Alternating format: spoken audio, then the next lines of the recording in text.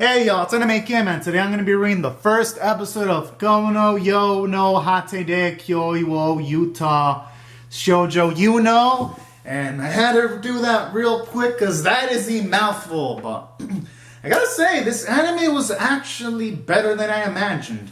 Because when looking at the key visual, I was expecting something like some kind of generic looking harm for the most part, just off the key visual, but I was like, you know what, I'll check this out. But I was actually pleasantly surprised. I like the premise because I like how it starts out. For the most part, we get introduced to our main character, Takia, and I like how this episode didn't automatically just go into like the epic plot stuff from the get-go, because I do like how at the very least we get some establishments where, for the most part, personality-wise, he's supportive of his friends. Like, his friend likes this girl called Mio, and he actually supports him, and he hopes his friend hits it off with that girl, even though the Mio doesn't really treat Takia that well. So, for the most part, I like how it shows off Takia has got a bit of selflessness, and I also like how, during this episode, it also shows off Takia's infinite amount of thirst.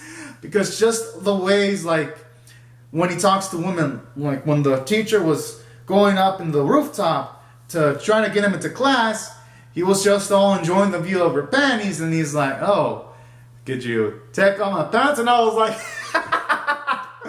oh man. But you know what they say, if you don't shoot your shot, well, you'll never make one. So, stuff like that was kind of hilarious. Or the sequences when the reporter asked him this question, he's like, oh, they won't be able to see any of the girls in swimsuits. And you know what? I kind of like that as a breath of fresh air, because sometimes in animes, male MCs, they usually don't really think about that stuff when it comes to females. So Takia's actually a breath of fresh air from a main character perspective, and I like it. He's pretty cool. He's sociable, and I think he's a pretty cool MC so far. So, for the most part, I like how the episode mostly just focused on him and getting grasp of his personality. I'd say really the only downside that the episode did in the character standpoint was when Kana was introduced, and he pretty much took off all of his clothing except for his boxers, and I was like, come on, anime staff. I mean, I know they want to write it as some kind of joke gag, but I don't know how the standards are in Japan, but I'm in the US. If you do that kind of shit, that's suspension for multiple fucking days. Like, seriously. So, yeah, that's like the only thing in the writing I didn't enjoy about the episode, but everything else I enjoyed. So, I'd say from a character standpoint, he was pretty cool.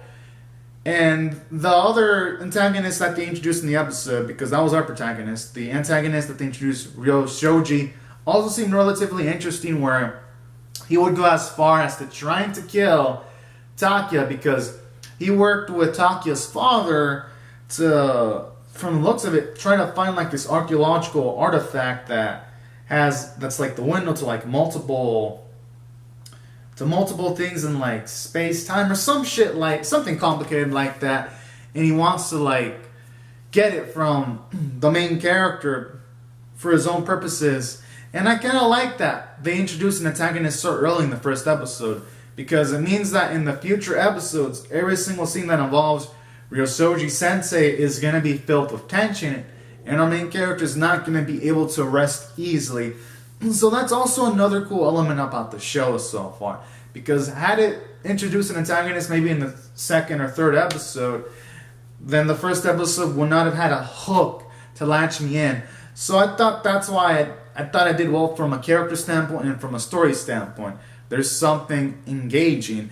And I like how this episode also introduces mystery elements too, because it introduces this girl called Kana, who we don't know much of, but she was following around Takia, and then all of a sudden, at the end, she was there where Takia was at. So it makes you wonder, can this girl manipulate time or what? So many damn mysteries, but hell, this episode was pretty damn intriguing, because with the exception of the scene where Takia took his clothes off, I'd say everything in this episode, for the most part, felt like it had some kind of purpose for the most part.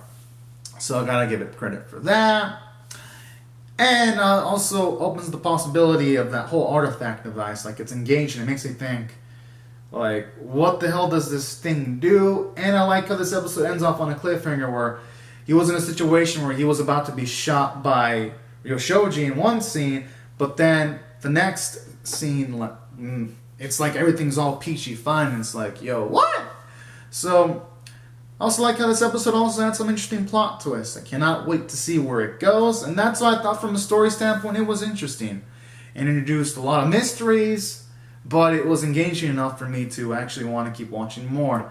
So, all in all, positive developments from those two standpoints. As for the art animation gets the job done. There really wasn't much noteworthy scenes from the animation standpoint, except for this scene where our main character sees this blonde elf-looking chick, I'm assuming her name is YU-NO, who gets kissed by her, then she disappears all of a sudden, and then these lightning strikes show up. Well, that scene was pretty well animated, but with the exception of that, the animation, it gets the job done. Nothing exceptional yet.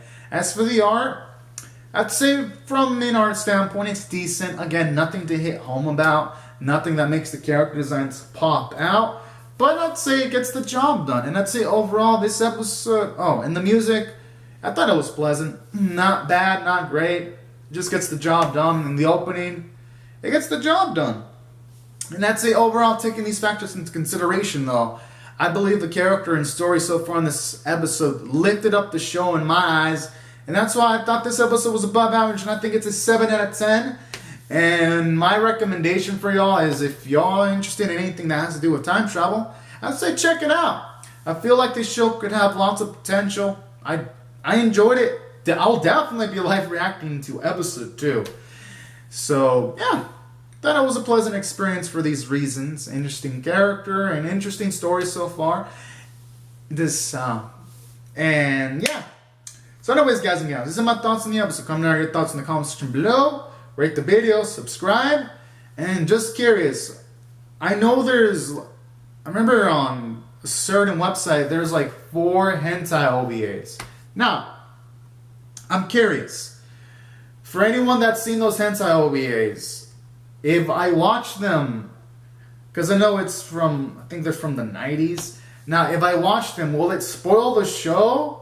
Because I wouldn't mind live reacting to those, or should I not watch them because they might spoil future events? I'm just curious, because on occasions I react to hentais on occasion, so comment down below, or should I wait for a certain episode point, because the OVAs only cover a certain point of the, because I read that this was based off a visual novel, or should I wait until this anime covers a certain point and then I should live react to the YU-NO OVAs?